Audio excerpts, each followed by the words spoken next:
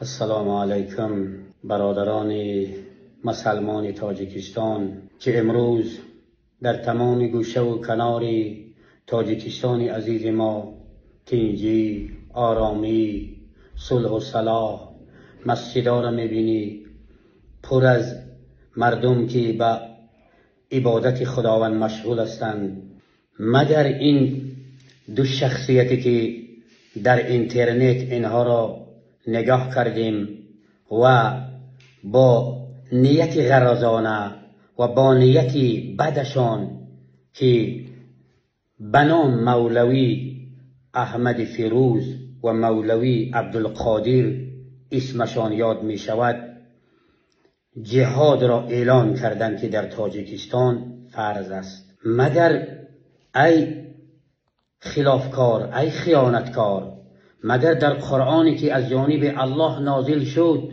قرآن کتاب الله، جهاد بر ضد مسلمانان اعلان شده است که اکثریت مردم تاجیکستان شریف ما 100% مسلمان کامل هستند؟ مگر در قرآن کلام الله ربانی جهاد برای مسلمانان فرض شده است؟ شما کدام قرآن نگاه کرده ایستادید؟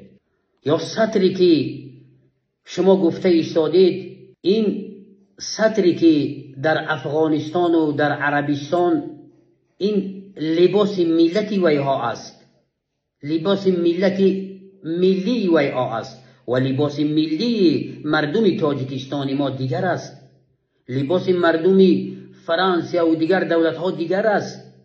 و این لباس تاجیک زنان مایی که امروز لباس ملی مادران و خواهران ما است، این از امو سطر سیاهی که شما میگوید این 1000 بار از وی بهتر است.